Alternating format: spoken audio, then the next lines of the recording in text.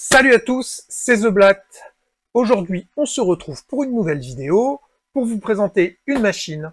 Encore une machine qui m'a été envoyée par Geekbuying. Cette fois-ci, c'est la Flashforge Adventurer 5e Pro. Voilà, c'est une machine fermée, sous clipper. Je suis très impatient de découvrir cette machine et de la tester. J'en attends beaucoup. Voilà, j'ai vu beaucoup de commentaires très positifs sur cette machine.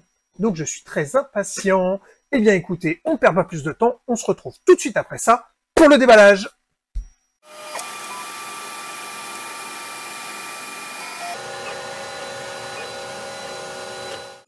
Alors, qu'est-ce qu'on a dans ce gros carton?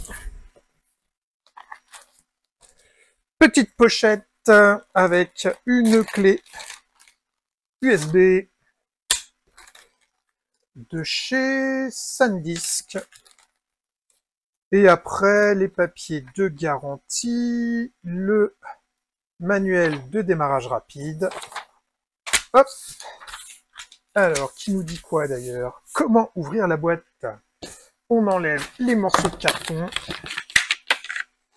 Ça, c'est très bien, ce genre de morceaux de carton. On commence à les retrouver assez fréquemment, surtout dans les boîtes qui sont assez hautes. C'est du carton un peu rigide, et du coup, ça permet de rigidifier les arêtes et les angles des cartons. Voilà, ça permet d'éviter d'avoir des écrasements sur les angles.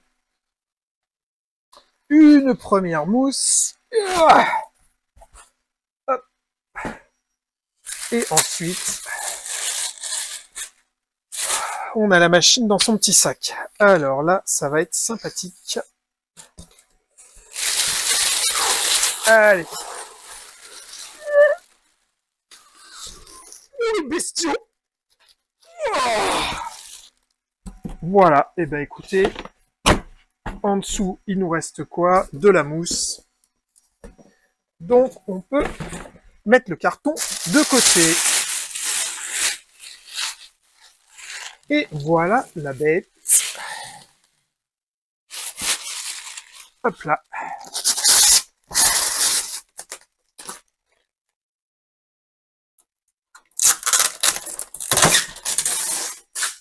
Du scotch pour éviter que certaines parties s'en aillent. Ah!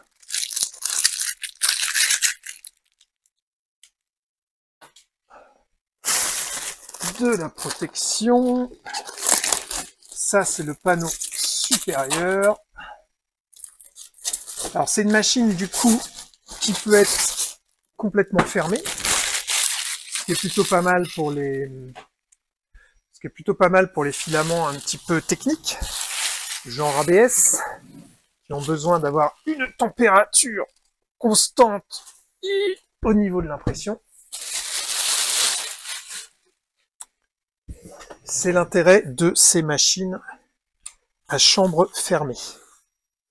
Par contre, petit conseil, quand vous imprimez du PLA, surtout si vous faites chauffer un peu fort le plateau, moi j'ai tendance à faire monter mon plateau à 55-60, et dans ces cas-là, avec du PLA, vaut mieux laisser de l'air circuler pour justement éviter que ça reste trop chaud et que ça bouche la buse. Voilà. Ça peut générer de la saloperie au niveau de votre buse, enfin bref, de le PLA qui refond, qui fond, etc. et qui va boucher votre buse. Alors, pour l'instant, les portes, enfin, la porte, le couvercle du dessus, c'est tout en plastique. Contrairement à une X1C ou à une K1, où les portes sont en verre. Là, c'est entièrement en plastique. Hop, petit aimant pour maintenir la porte. Alors, on enlève la mousse. Ici, on a une boîte. Déjà, on a une mini bobine de filament. Alors, ce qui est intéressant, c'est que c'est donc du PLA, HS PLA, à High Speed PLA.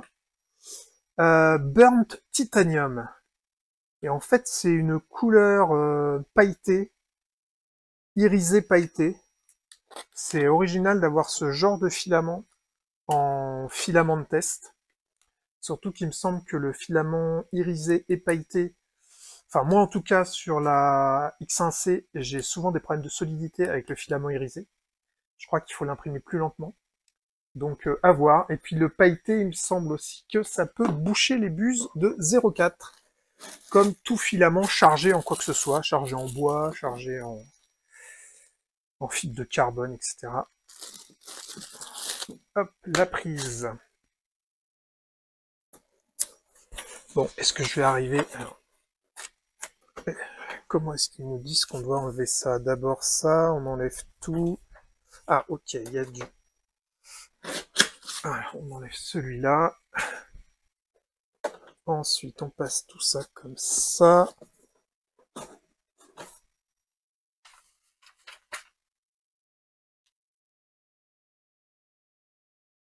Ah, il faut reculer la tête. Hop. Vous ne devez pas voir grand-chose. Je suis désolé, elle est super haute, cette machine. Et on enlève tout ça. Oh, de Dieu.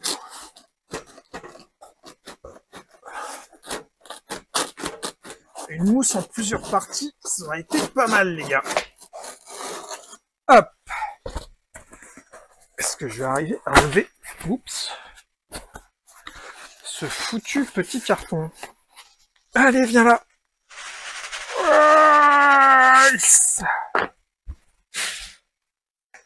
Alors, la petite boîte à bonheur, on a quoi? Comme d'habitude, une pince coupante, une de plus. Un petit tournevis cruciforme. Ici, on n'a rien. Des clés Allen de plusieurs tailles. Ça, c'est quoi? Oh! Ça, c'est bien, ça. Ça, c'est très bien, ça. Une tête supplémentaire en 0,6. Ça, c'est bien. La colle. Voilà, chose que j'utilise très rarement. Ça doit être pour déboucher le... Enfin, pour pousser le filament, si jamais vous avez des petits problèmes de filament qui a un peu du mal à être extrudé. Ça, j'imagine que c'est le porte-bobine, extrêmement simpliste. Deux petites vis pour le porte-bobine. Et ici, on a de la graisse de maintenance. Ok. Il y a marqué tube, donc j'imagine que c'est pour les tiges. Ça doit être pour les tiges. Ok. Donc, on met tout ça de côté. Il n'y a rien en dessous, hein. Non, il n'y a rien en dessous. Tac. Ah, on va mettre la clé USB ici. Alors maintenant, la machine en elle-même. Alors, qu'est-ce qu'elle nous dit, la bestiole? Ici, on a l'écran. Là, c'est là où on va insérer la clé USB, le bouton power, le couvercle qui s'ouvre comme ça. Première petite chose dont je suis pas forcément fan, c'est que contrairement au couvercle de la X1C ou de la K1, bah là on peut pas l'enlever. Donc ça veut dire que si vous voulez le laisser ouvert, bah faut que vous ayez de la place au-dessus de la machine. Et puis ça risque avec les vibrations, peut-être même de se casser la figure.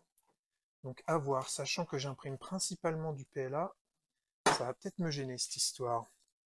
La porte, elle, c'est comme les deux machines que je viens de citer. Si on veut l'enlever, il faut démonter les différentes parties. Ok, les charnières. Nous nous retrouvons ici avec le plateau. Est-ce que c'est... Oh, petite poignée en plastique. Waouh. Ah ouais, là on a des trucs pas mal là. Tac, donc plateau magnétique, hein, comme d'habitude, PEI un peu granuleux des deux côtés. Ce qui est pas mal, c'est que on n'a pas de texte ni de quadrillage imprimé sur le plateau, contrairement à la Sovol SV06 où on a un quadrillage. L'inconvénient, en fait, quand vous avez quelque chose d'écrit, vous voyez par exemple le FlashForge qui est écrit là, l'inconvénient c'est que quand vous imprimez, et bien en fait l'écriture se voit sur la première couche, sur le dessous de vos impressions. Donc ça peut être intéressant si vous avez votre logo d'inscrit partout sur la plaque pour que votre logo apparaisse sur le dessous de vos impressions. Mais quand c'est des logos FlashForge ou que c'est des quadrillages, etc., bah, on n'a pas forcément envie que ce genre de choses apparaissent. Alors, donc truc intéressant, déjà cette poignée qui va nous permettre de récupérer le plateau, je dirais même quand il est encore un peu chaud. Et ensuite, on a ici ces petits guides des deux côtés qui vont nous permettre de pouvoir positionner le plateau. Hop, et vous l'amenez comme ça, vous le mettez dans les deux guides, et tac, votre plateau, il est posé de manière nickel. Ici, on a un gros ventilateur qui va venir refroidir les impressions, puisque de toute façon, la tête d'impression sera toujours à ce niveau-là. C'est le plateau qui va descendre, donc la couche qui va être imprimée va toujours être à peu près à ce niveau-là. Donc voilà, grosse ventilation qui va venir ventiler le dessus de l'impression. Ici, on a la tête d'impression. Alors, est-ce qu'elle se défait comme une... Ouais, magnétique, comme sur la X1C. Voilà, avec petite accroche sur le haut. Voilà, donc, hop. Quand on repositionne, on met sur les petites accroches là, et après vous avez les deux aimants en dessous. Qu'est-ce qu'on a d'autre? Donc ici, on voit la tête. Est-ce qu'on n'aurait pas un système avec une seule vis pour remplacer la tête? À vérifier plus tard. L'arrivée en direct drive ici. Hop, allez, je repositionne ça, clac. C'est facile. Double ventilation aussi à ce niveau-là. Voilà. On a deux trucs rouges là sur les côtés. On verra bien à quoi ça sert plus tard. La vis sans fin pour l'axe Z avec deux tiges de chaque côté. Le système habituel, Core XY. Voilà, que dire de plus? Double filtre. Voilà, on a deux filtres. Alors, donc ça veut dire que non seulement on est sur une enceinte fermée, mais sur une enceinte filtrée. Donc avec le filtre, est-ce que c'est un filtre à charbon sur l'arrière? Ça a l'air juste d'être de la mousse. Il semblerait qu'on ait juste un filtre à poussière. À vérifier sur les caractéristiques de la machine. Hop. Et si je me pince, clac. Et à droite, on n'a rien de particulier. Ah, ici, on a aussi, bien sûr, les vis sans fin à droite et à gauche, avec pareil la tige, de façon à avoir un plateau qui soit bien maintenu. Les petites flèches jaunes, comme d'habitude, qui nous indiquent les vis que l'on va devoir retirer pour débloquer le plateau. Hop, refermons tout ça. De ce côté-là, on n'a rien. Une face vide. Sur l'arrière, sur l'arrière, l'entrée du filament, le ventilateur, deux petites flèches là qui doivent certainement correspondre, pareil, à des choses à faire avant de démarrer la machine.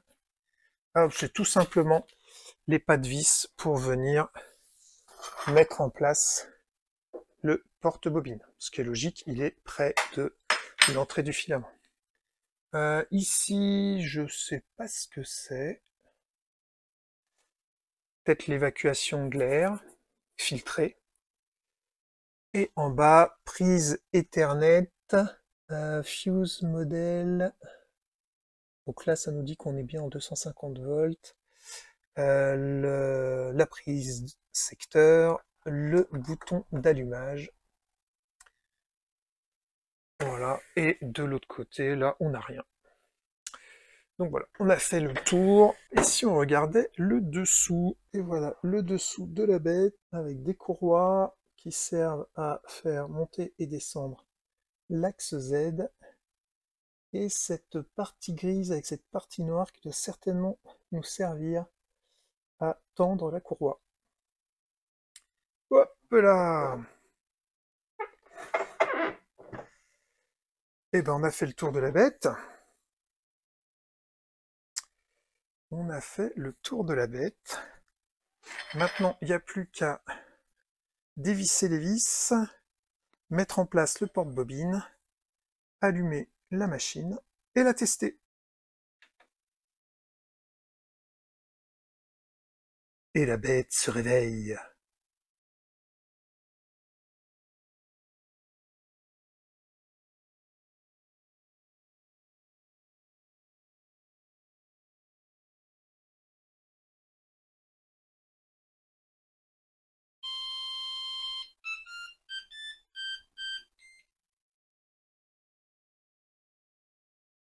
Ok.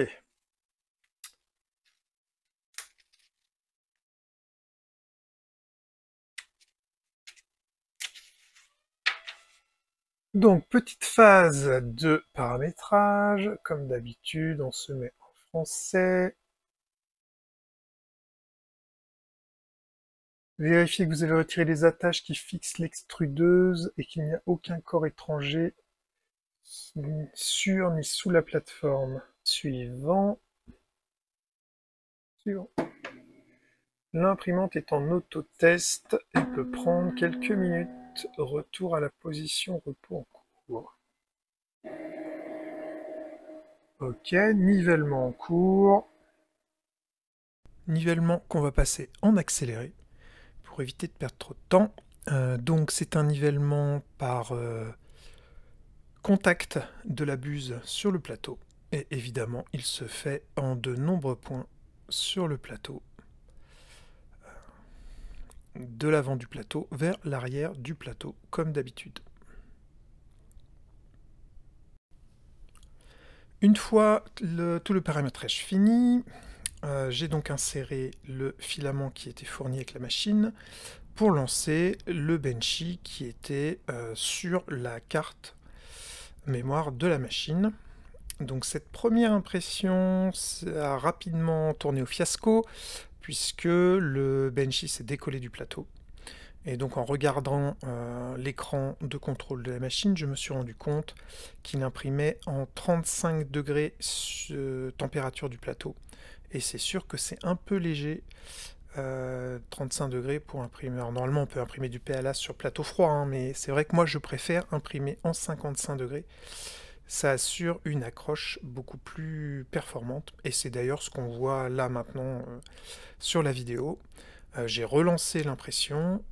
Via les paramétrages, via l'écran de la machine, j'ai augmenté la température du plateau à 55 degrés en début d'impression.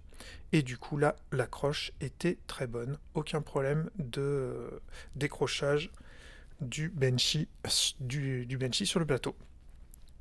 Donc voilà, ça a permis d'imprimer l'intégralité de ce Benchy qui s'est imprimé en 38 minutes.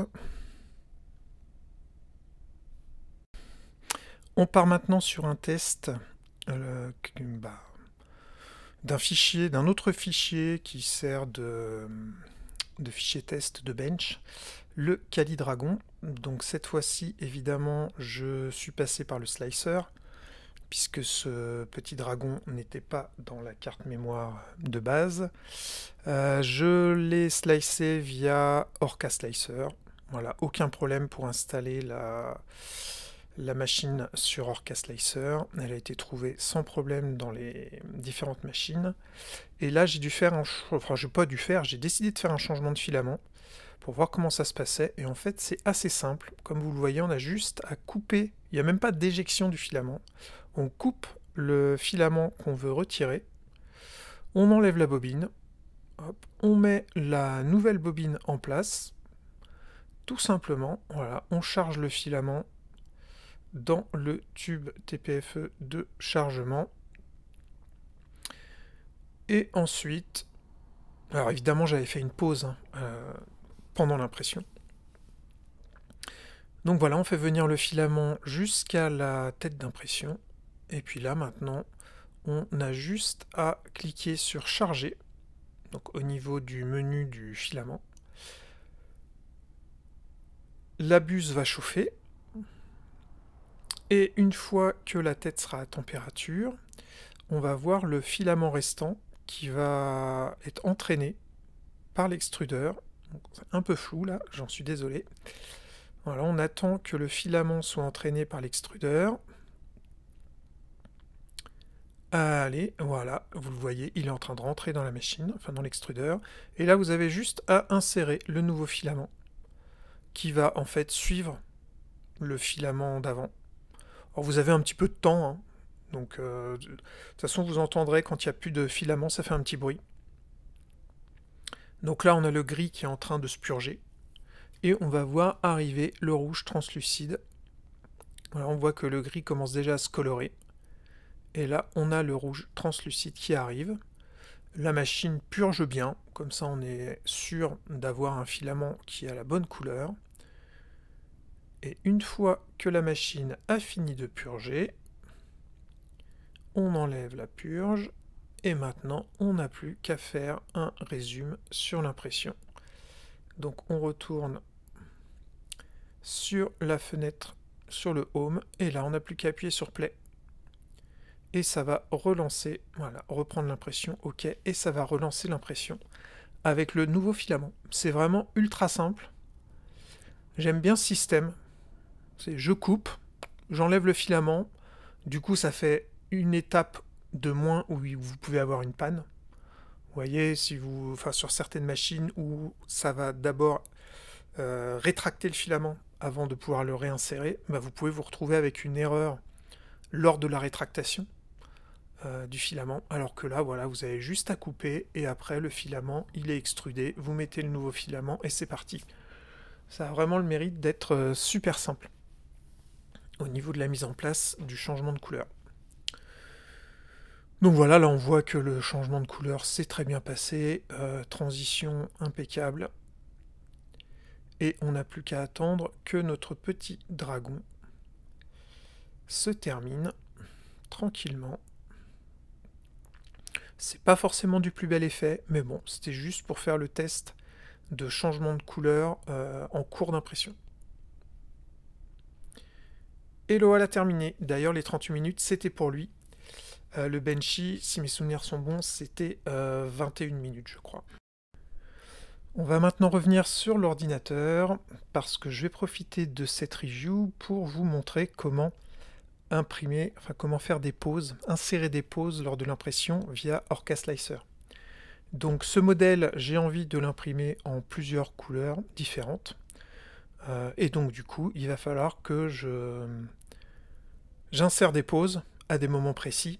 Ça va me permettre en fait d'avoir les pauses vraiment au moment où je veux, pour faire quelque chose de précis, plutôt que de faire des pauses comme j'ai fait avec le dragon, à des moments enfin un peu au pif en surveillant l'impression.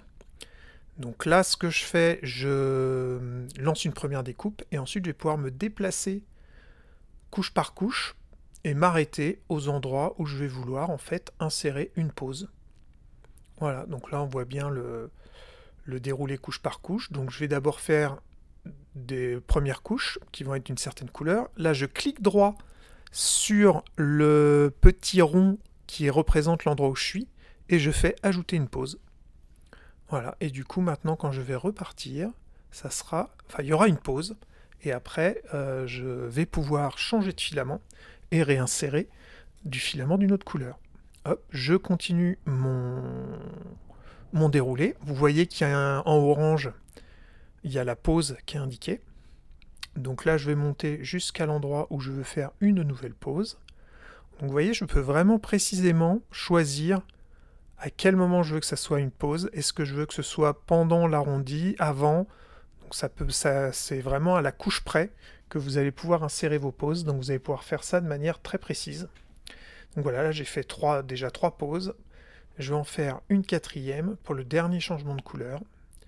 Un petit clic droit, ajouter une pause, et on est tout bon. Donc vous voyez, c'est vraiment très simple, et ça permet un travail vraiment précis. Allez, on est parti pour l'impression.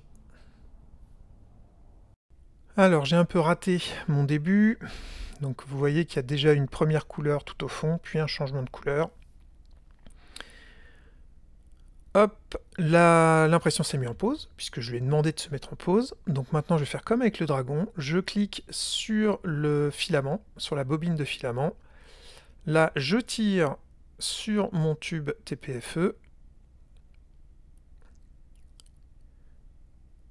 Des fois, ça peut être un peu compliqué. Hop. Et je coupe mon filament, exactement comme tout à l'heure. Donc là, on est sur du filament bois. De chez Sunlu, je crois. Et la première couche, c'était le filament de la machine, enfin qui a été fourni avec la machine. Donc là, j'ai lancé charger, et je vais charger le filament qui m'a été livré avec la machine, parce qu'il est quand même joli, ce filament bleu foncé, un peu pailleté, là. Il est vraiment sympa. Donc la machine chauffe, évidemment. On insère le filament. Donc là, vous voyez, en fait, je m'y suis pris un peu tard. La machine a déjà commencé à chauffer. Le bout de filament qui restait est déjà parti. Mais c'est pas grave, on a un petit peu de marge. Et puis au pire, si jamais vous arrivez vraiment en retard, vous avez la possibilité de relancer l'extrusion. Donc même si vous avez lancé tout ça et que vous arrivez, que vous êtes parti faire autre chose, et que vous arrivez trop tard sur la machine, c'est pas grave. Ça met pas, enfin ça met pas en péril votre impression. Vous avez la possibilité de relancer une extrusion, du coup pour insérer votre filament. Donc là on voit que le filament est bien purgé, on a notre beau filament bleu nuit, bien pailleté. Hop, on enlève la purge. Et on va relancer l'impression comme on avait fait avec le dragon. On retourne sur la page Home et on appuie sur Play. Voilà, on reprend de l'impression comme une impression de déjà vu. Et la tête va repartir avec son nouveau filament. Et hop là, on accélère un peu tout ça. Donc là, ça va imprimer, donc j'ai fait une première pause, enfin il y a une première impression, pause, deuxième impression, filament bois, pause, nouvelle phase d'impression, filament bleu nuit pailleté. Ensuite, on va de nouveau avoir une pause qui va arriver incessamment. Voilà. Et après la pause, on repart sur le filament bois. J'en ai un peu profité pour coller un coup dans la caméra, histoire qu'elle soit plus bien centrée. Et on va finir par la dernière couche. Et voilà, notre petit fidget est terminé. Maintenant, il faut casser les joints qui sont à l'intérieur. Ça, je vous l'ai déjà expliqué dans ma vidéo sur les Sovol. C'est pas la première fois que je l'imprime, hein, ce petit fidget. Ça permet de voir si l'imprimante imprime bien comme il faut les parties qui sont imbriquées les unes dans les autres. Et voilà, ça marche bien, c'est nickel. On peut passer maintenant à une impression en mode vase. Pour imprimer notre vase, on va passer en buse 0,6, histoire d'avoir un peu plus de solidité. Ça va me permettre de vous montrer à quel point il est facile de changer de buse. Donc, vous enlevez le cache, vous tirez, c'est aimanté, vous soulevez, le cache s'en va tout seul. Hop, on le place en haut, on a suffisamment de fil pour ça, c'est parfait. Ensuite, vous voyez, vous avez ces deux excroissances roses. Et ben, tout simplement en appuyant dessus, ça dégage ce qui bloque la tête. Donc on appuie sur les deux excroissances roses et on vient tout simplement tirer la tête. Alors il faut quand même la tirer un petit peu parce elle est connectée. Elle est connectée via ce connecteur là. Donc c'est ça qu'il faut débrancher. Et vous voyez, en fait, vous avez sur les côtés les parties où viennent se clipser les excroissances roses. Ensuite, bah, tout simplement, on récupère notre deuxième tête, on vient la positionner.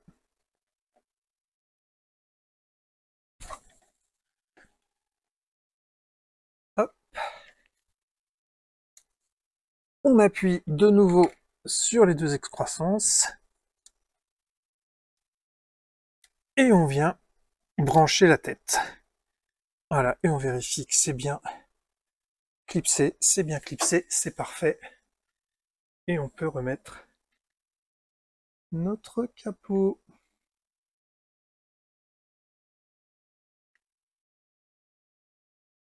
Et voilà, changement de tête fait en moins de 2 minutes. Alors le mode vase, c'est une impression que je fais systématiquement quand je fais mes tests de machine. C'est une impression qui est assez rapide, sans aucun arrêt en fait, sans changement de couche. C'est-à-dire que c'est une impression en spirale du début jusqu'à la fin. Et du coup, c'est une bonne solution pour voir assez rapidement s'il y a du jeu dans les axes. Voilà, parce que si jamais il y a des problèmes, on va vite les voir au niveau de l'enveloppe du vase.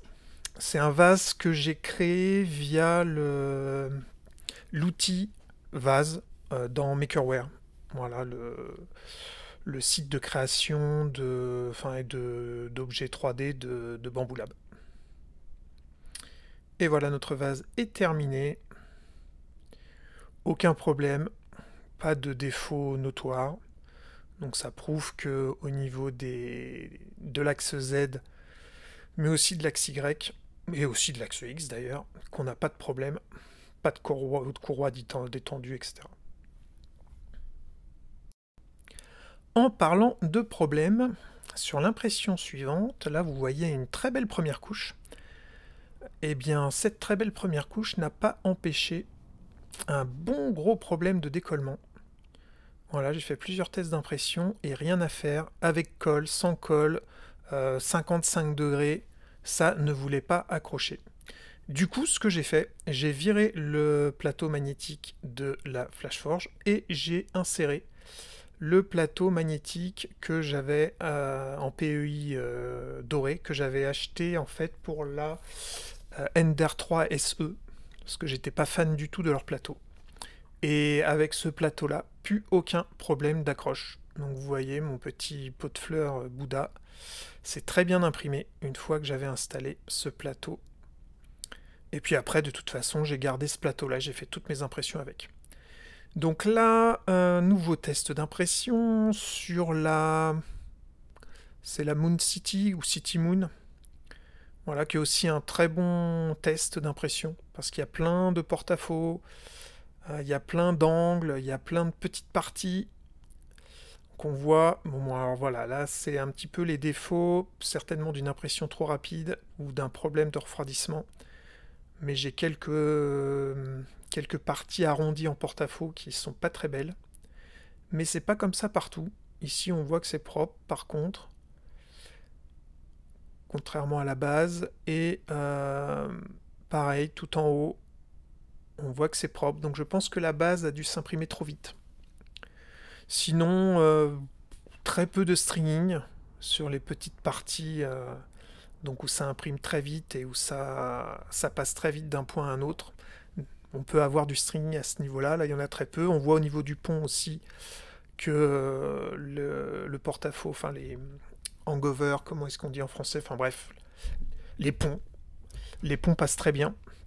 Donc ça veut dire quand même qu'on a un bon refroidissement. On passe maintenant à un nouveau test, un petit modèle que j'ai trouvé bien sympathique. Alors comme d'habitude, hein, tous les modèles Tous les liens vers les modèles seront dans la description. Donc là, on est sur un tigre chinois articulé. La première chose qui a été imprimée, c'est une espèce de balle qui va servir de socle. Là, on a imprimé la queue. Et maintenant, on imprime le corps de ce tigre. Très joli modèle.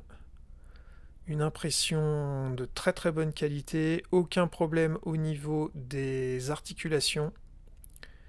Donc là, on a juste à insérer la queue. Bon, je vous montre d'abord un petit peu les détails de la bête. Pour vous montrer la qualité d'impression, on insère la queue, clac. Et voilà, la bête est complète. Alors il n'est pas trop fait pour tenir debout tout seul, c'est pour ça qu'il y a cette espèce de petite balle que j'ai imprimée en doré. On peut la plugger soit sous une patte, soit sous son corps, ce qui lui permet voilà, de le positionner comme ça. Bon, puis après, pourquoi pas se faire plaisir aussi, hein, sur une impression un peu plus grosse, qui dure un peu plus longtemps.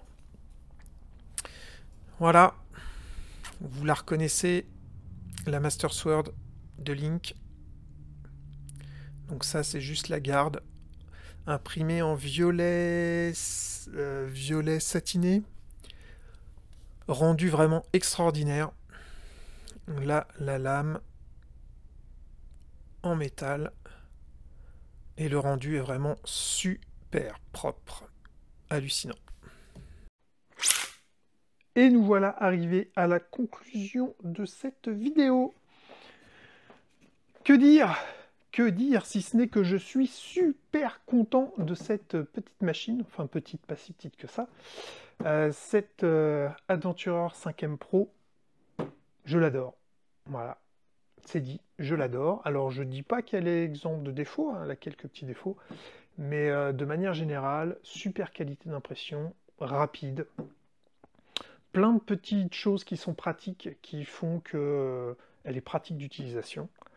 Voilà, donc là vous voyez un certain nombre de choses que j'ai imprimées, certaines choses que vous avez vues durant la vidéo, d'autres choses que j'ai imprimées. Alors évidemment, hein, les Kokeshi qui sont là, les visages, je ne les ai pas imprimés sur cette machine, car un de ses défauts, si on peut vraiment dire que c'est un défaut, c'est que on ne peut pas imprimer avec des couleurs imbriquées les unes dans les autres. Les visages de ces Kokeshi ont été imprimés sur ma Bambu Lab A1. Voilà, mais sinon pour le reste, rapide, précise, propre, c'est vraiment super. Vous avez vu les différentes impressions, donc je vous laisse vous faire votre propre avis par rapport à tout ça. Faisons un petit point du coup sur le positif et sur les quelques à côté négatifs. On va commencer par le négatif. Alors le négatif, c'est vraiment pour trouver du négatif, hein, mais je suis pas forcément fan de ce couvercle supérieur qui en fait est sur charnière et qu'on ne peut pas enlever. Comme j'imprime beaucoup en PLA, bah en fait je laisse toujours le capot ouvert. Voilà, donc j'avais peur qu'il puisse tomber à cause des vibrations. Ça n'est jamais arrivé et pourtant j'ai imprimé je pense plusieurs centaines d'heures avec la machine. Donc le capot n'est jamais tombé, donc ça déjà c'est bien. Mais c'est vrai que du coup on se retrouve avec ce truc en l'air. Donc pour les gens qui n'ont pas beaucoup de place au-dessus de la machine, ça peut être gênant. Ou alors il faut laisser la porte ouverte. Au niveau de l'insertion du filament, eh ben, comme la X1C, comme la K1 de chez Creality, je suis vraiment pas fan du chargement par l'arrière. Moi, mes machines, elles sont les unes à côté des autres. C'est un peu galère. C'est un peu galère d'aller mettre la bobine sur l'arrière, d'aller... Encore là, ça va, le chargement se fait quand même sur le côté. Vous voyez pas ici, mais vous l'avez vu dans la vidéo, on charge par le côté. Contrairement à une K1 où on va vraiment charger par l'arrière, ou à une X1C où on va vraiment charger par l'arrière, mais n'empêche que c'est pas super pratique. Qu'est-ce que je vois d'autre? Alors si, un point négatif que j'ai rapidement géré, mais soit c'est moi qui suis nul, c'est possible, hein, mais le plateau, je suis vraiment pas fan. J'ai eu beaucoup de problèmes de décollement, je vous en ai montré qu'un dans la vidéo, mais j'en ai eu plusieurs avant de décider de changer de plateau. Voilà, donc température augmentée, colle, pas colle, j'ai tout essayé sur des pièces en fait où il y a beaucoup de surface d'impression sur le plateau, avec peut-être plus d'épaisseur que sur ce vase. Donc vous l'avez vu au niveau de ce petit Bouddha. Impossible d'avoir de l'accroche. Impossible d'avoir de l'accroche. J'ai tout essayé, recalibré, etc. Et donc du coup, la seule solution que j'ai trouvée, comme je vous l'ai expliqué dans la vidéo, c'est de changer de plateau et de partir sur ce PEI doré. Alors, je sais pas si c'est la marque, hein, mais sur le plateau, il y a marqué HZDADEVE 3D. C'est un plateau que j'ai acheté pour ma Ender 3 SE. J'en suis très content au niveau de l'accroche. J'en ai même acheté un plus grand pour la K1 Max. J'ai une K1 Max. Et j'ai eu quasiment aucun problème de décollement, à part peut-être sur les toutes petites pièces et encore, avec ce plateau. Voilà. En gardant les mêmes paramétrages, donc 55 en température de plateau, pas de colle, rien. Ça accroche bien, on attend que ça refroidisse un peu, on tord un petit peu, et même pas. Une fois que c'est froid, on attrape, ça se décolle. Ça marche super bien. Donc en effet, le plateau magnétique, c'est un point noir pour moi, qui force à réinvestir un petit peu. Alors il me semble que le plateau comme ça doit être du genre 30 €, mais bon, c'est quand même 30 € de plus. Voilà, c'est un petit point noir de la machine. Qu'est-ce qu'il y a d'autre? Alors oui, vu le système d'entraînement du filament, et surtout où est positionné le détecteur, il est positionné sur l'arrière de la machine.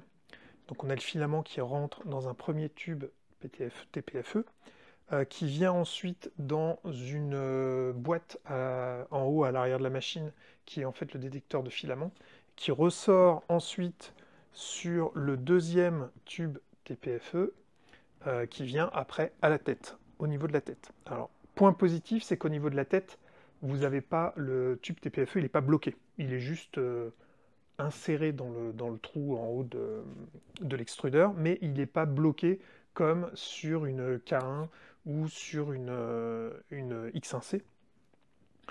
Parce que le système de changement de filament, comme on l'a vu durant la vidéo, est différent de ces autres machines. Comme il n'y a pas de rétractation, ça veut dire que le filament va toujours dans le même sens. Quand on le charge, on ne fait que le charger, en fait, on ne le décharge pas. Du coup, le fait que ce tube TPFE ne soit pas fixé, c'est pas grave. C'est pas grave, donc du coup, on peut le sortir facilement. On peut le sortir facilement, sauf si on se retrouve avec un filament qui a un problème de grosseur. Je me suis retrouvé avec un filament qui avait à plusieurs endroits une espèce de surépaisseur. Du coup, ça ne passait plus, ça bloquait au niveau du détecteur de filament, et je me retrouvais avec une longueur de filament dans ce tube TPFE qui ne pouvait pas bouger. Et donc du coup, à ce moment-là, qu'est-ce qu'il faut faire? Il faut retirer ce tube TPFE pour pouvoir couper le filament. Sauf que comme la longueur est la même, en fait, vous avez zéro jeu. Donc je me suis retrouvé dans une situation à ne pas pouvoir retirer le tube TPFE parce que j'avais pas de jeu au niveau du filament. Ça m'a un petit peu agacé, et donc le vrai problème, c'est que le moteur de l'extrudeur est bloqué, donc du coup, on ne peut pas tirer sur le filament pour avoir du jeu. Donc ça veut dire qu'il suffit en fait d'arrêter la machine, alors pas forcément de l'éteindre complètement, on y viendra après, d'arrêter la machine, ce qui permet de libérer le moteur. À ce moment-là, vous avez un petit peu de jeu, vous pouvez tirer et couper le filament. Donc si jamais ça vous arrive, pensez à éteindre le système de la machine. Vous n'avez pas besoin d'éteindre la machine complètement. Donc voilà, ça c'était un autre petit point noir que j'ai vu, mais c'est vraiment quand vous rencontrez un problème de filament qui a une surépaisseur. Je crois que c'est tout au niveau des points noirs. Maintenant, les points positifs, les avantages. Donc du coup, la machine, le système s'éteint tout seul. Ça veut dire que quand la machine a terminé, le système, bah, comme un Windows, enfin comme le système va s'éteindre tout seul. Alors par contre, la machine complètement ne s'éteint pas tout seul, hein. On est sur du Clipper, donc vous avez le système Clipper et vous avez la machine en elle-même. C'est deux choses qui sont différentes. Donc quand vous éteignez la machine, vous appuyez sur le bouton, hop, ça vous demande si vous voulez arrêter le système, vous dites oui, ça arrête le système, mais vous continuez à entendre une légère ventilation, parce qu'en fait la machine n'est pas complètement éteinte. Pour l'éteindre, il faut venir appuyer sur l'interrupteur qui se situe à l'arrière, au milieu de la machine. Ça, c'était aussi un autre petit point noir. Quand vous voulez éteindre complètement ou allumer la machine, il faut aller complètement derrière, au milieu, pour trouver l'interrupteur. Contrairement à une K1 qui a son interrupteur à gauche, à l'arrière mais à gauche, et une X1C qui a son interrupteur à l'arrière mais à droite. Donc vous avez juste à passer la main, allumer. Là, il faut vraiment aller au milieu de la machine pour allumer. Et ça, c'est pas terrible, FlashForce, si je puis me permettre. Donc, ce que je disais, avantage, c'est que la machine arrête le système. Donc, ça limite la consommation d'électricité si jamais vous avez une impression qui se termine au milieu de la nuit. Qu'est-ce que je voulais dire d'autre? Le système de chargement du filament, moi je l'adore.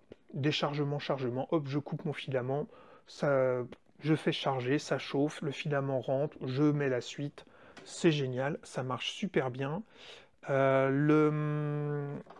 L'ouverture de l'extrudeur et le changement de tête, ça se fait en moins de 2 minutes comme vous l'avez vu dans la vidéo, donc ça je trouve ça génial aussi, c'est super pratique.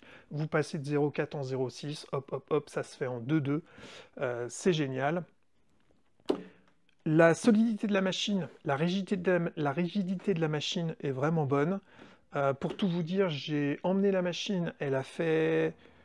Wow, je crois qu'elle a fait 900 km dans une voiture, déchargée, rechargée plusieurs fois, puisque je voulais imprimer quelque chose pour mon père, et donc il fallait que j'aille chez lui, j'ai emmené la machine. J'ai posé la machine par terre, j'ai refait aucune calibration, rien, c'était un peu bête de ma part. J'ai lancé les impressions, ça a imprimé nickel, sans aucun problème. Je suis revenu ici, j'ai reposé ma machine, encore une fois, pas de calibration. Pouf, ça marchait nickel. Je suis passé de la bus 0,4 à la bus 0,6, pas besoin de recalibrer, ça marchait nickel. Donc à ce niveau-là, je pense qu'en termes de rigidité et de positionnement, elle est très très bien. Voilà, je ne peux pas vous dire que c'est pas pareil pour toutes les machines. Qu'est-ce qu'il y a d'autre comme point positif? Au niveau de la lumière, c'est très bien. Alors la filtration, je ne peux plus vraiment la tester, parce que de toute façon, j'imprime toujours capot ouvert, puisque j'imprime essentiellement du PLA. Bah, écoutez, je pense que j'ai fait à peu près le tour. Certaines personnes pourront peut-être trouver qu'elle est un peu, enfin qu'elle manque de volume d'impression, mais ça reste un volume d'impression tout à fait normal et classique. Alors il est plus petit que la X1C. La X1C, on est en 258 cm. Là, on est plutôt en 220, je crois, ou 223 par 223. Donc c'est un peu plus petit. On est sur le même plateau que la K1, que les Ender 3, etc. Voilà, mais bon, ça fait le taf. Regardez, j'ai réussi à imprimer. Alors c'est pas en une seule pièce, hein, j'ai imprimé en plusieurs pièces, mais vous voyez le corps, j'ai réussi à l'imprimer sur cette machine sans problème. Donc après en assemblant, ça permet d'imprimer quand même des grosses pièces. Qu'est-ce que je peux vous dire d'autre? Bah écoutez, c'est déjà pas mal. De toute façon, si je n'ai pas tout abordé, si vous avez des questions, je vous invite à laisser un commentaire. Je suis assez réactif par rapport aux commentaires. Je réponds normalement à tous les commentaires sur mes vidéos, donc n'hésitez pas. En termes de prix, c'est vraiment une aubaine vu la qualité de la machine. Je vous dis, j'ai imprimé des centaines d'heures, donc sur la durée, elle tient. Il n'y a pas de problème, vous n'allez pas vous retrouver avec une machine qui va avoir une qualité qui va se dégrader avec le temps, en tout cas pas pendant les premières centaines d'heures. Donc moi je dis, vous pouvez y aller les yeux fermés. C'est vrai que j'étais fan de mes petites Sovol. Et ben écoutez, en termes de qualité, je suis vraiment fan de cette Flashforge parce que on est assez proche avec une rapidité vraiment, je dirais que j'imprime facilement 3 fois plus vite avec cette machine qu'avec mes SV06 et je garde une très bonne qualité d'impression. Eh bien écoutez, je vous remercie d'avoir suivi cette vidéo, d'être resté jusqu'au bout. N'hésitez pas à vous abonner, n'hésitez pas à cliquer sur le petit pouce, voire sur la cloche si jamais vous voulez être averti quand je vais sortir une nouvelle vidéo, et il y en a des nouvelles qui vont arriver. Et puis bah écoutez, que vous dire de plus que soyez créatifs, et à la prochaine. Ciao.